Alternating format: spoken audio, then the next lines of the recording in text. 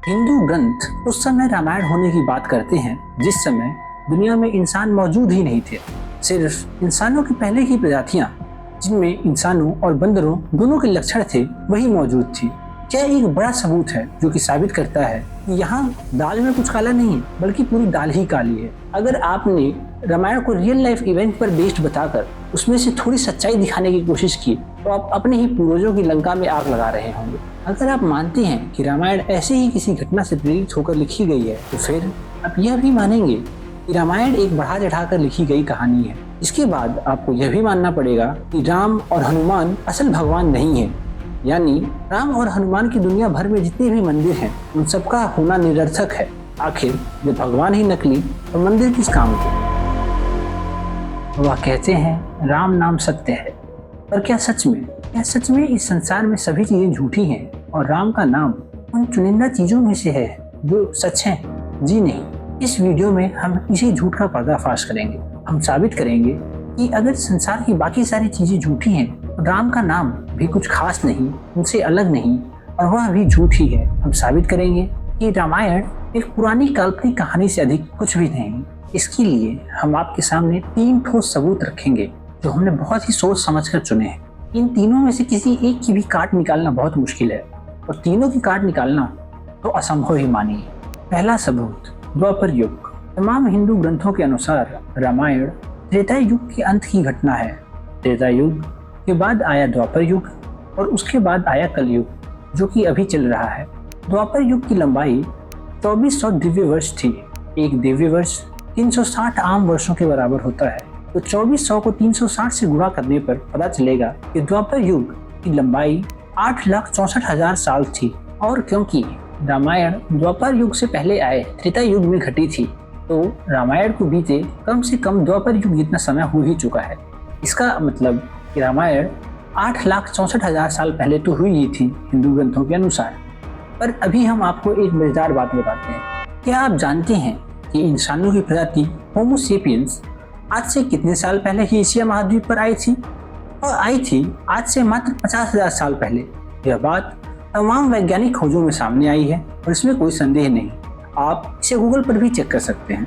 पर अगर इंसान सिर्फ आज से 50,000 साल पहले ही एशिया महाद्वीप पर आए थे तो फिर 8,64,000 साल से भी अधिक पहले अयोध्या का कौन सा राजकुमार वनवास गया था? खा गया ना चक्कर।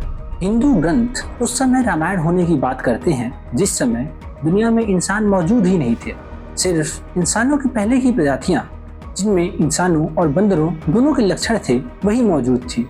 क्या एक बड़ा सबूत है जो कि साबित करता है कि यहाँ दाल में कुछ काला नहीं है बल्कि पूरी दाल ही काली है। पर सिर्फ एक तर्क से राम के भक्तों का पेट कैसे भरे? वह मानेंगे ही नहीं कि जिस तरह वह कभी कभी खराब से खराब काम करने के बाद जय श्री राम का नारा लगाकर खुद को बड़ा क्रांतिकारी समझने लगते थे, वैसे नारों का कोई मतलब नहीं बनता। बोलो जय श्री राम, जय श्री राम, बोलो जय श्री राम, जय श्री राम, और बोलो जय श्री राम, जय श्री राम, जय श्री राम, जय श्री राम। वह कहेंगे कि मान लिया रामायण के ग्रंथों में बताया समय गलत है तो इसका मतलब यह नहीं कि रामायण हुई ही नहीं थी। रामायण हुई थी, जरूर हुई थी। जिस समय इंसान एशिया महाद्वीप पर पहुंच गए थे तब हुई थी, यानी वो पिछले 50,000 सालों में ही हुई थी। हाँ, इस नए कुतर्क का जवाब हम अपने नए तर्क से देंगे और वही होगा हमारा दूसरा तर्क, रामायण के अंदर मौजूद झूठ। यह कहना कि रामायण इंसानों के एशिया में पहुंचने के बाद हुई थी बड़ी बेवकूफ़ी की बात है, क्योंकि 50,000 साल पहले जब इंसान एशिया में आए थे तो उसके बाद से उनसे जुड़ी ज़्यादातर बातों की हमें बहुत अच्छी जानकारी है। वह क्या खाते थे, कहाँ रहते थे, क्या करते थे आदि। और भले ही हमें कुछ बातों की एकदम सटीक जानकारी तो नहीं है, पर हम साफ साफ इतना तो कह ही सकते हैं कि पहला, उस समय लोग अपने तीरों के साथ में अग्नि अस्त्र और ब्रह्मास्त्र लेकर नहीं घूमते थे। दूसरा, ना ही कोई पुष्पक विमान जैसी उड़ने वाली चीज थी जिसमें आप जितने चाहे उतने लोग बैठा सके। तीसरा, ना ही गदाधारी बंदर थे जो दूसरों से लड़ सकें या फिर पर्वत उड़ाकर इधर से उधर रख सकें। तो इससे साबित होता है कि रामायण ना ही विज्ञान के उलट जाकर त्रेता युग में हुई थी, ना ही विज्ञान से हाथ मिलाकर आज से 50,000 साल पहले हुई थी, क्योंकि इन दोनों ही ऑप्शंस में बड़े बड़े झोल हैं। पर एक और कुतर्क है जो अक्सर दिया जाता है राम भक्तों द्वारा, जो कि किसी भी तरह से राम की नैया को डूबने से बचाने की कोशिश कर रहे होते हैं। तो इस कुतर्क का जवाब भी हम जरूर देंगे अपने तीसरे तर्क से। तीसरा तर्क, आगे कुआं पीछे खाई। तीसरा कुतर्क जो लोग अक्सर देते हैं कि वह ये बहुत ही कैजुअली कहते हैं कि रामायण एक रियल स्टोरी नहीं है, पर वह एक रियल लाइफ इवेंट का एग्जैजरेटेड फॉर्म है। ऐसा कहकर वह वापस जय श्री राम का नारा लगाने लग जाते हैं। ऐसा कहकर उन्हें लगता है कि उन्होंने कोई बहुत बड़ा तीर मार दिया है, कि उन्होंने बिना रामायण को असली कहे उसे कुछ हद तक सही साबित कर दिया है। पर असल में ऐसा कहने के मायने क्या है ये हम समझाते हैं। मान लिया रामायण एक रियल लाइफ इवेंट पर बेस्ड है, तो कैसा होगा वो इवेंट? एक अच्छे राजा की सुंदर पत्नी का एक बुरे राजा द्वारा अपहरण कर लिया जाता है। फिर वह अच्छा राजा अपनी सेना जुटाता है और उस बुरे राजा से लड़कर उसको हरा देता है। उसके बाद वह अपनी पत्नी वापस ले आता है। कुछ ऐसा ही हुआ होगा। अब मेरी बात ध्यान से सुनिए। अगर आप मानते हैं कि रामायण ऐसे ही किसी घटना से प्रेरित होकर लिखी गई है, तो फिर आप यह भी मानेंगे कि रामायण एक बढ़ा चढ़ाकर लिखी गई कहानी है। इसके बाद आपको यह भी मानना पड़ेगा कि राम और हनुमान असल भगवान नहीं है। यानी राम और हनुमान की दुनिया भर में जितने भी मंदिर हैं, उन सबका होना निरर्थक है। आखिर जब भगवान ही नकली तो मंदिर किस काम के?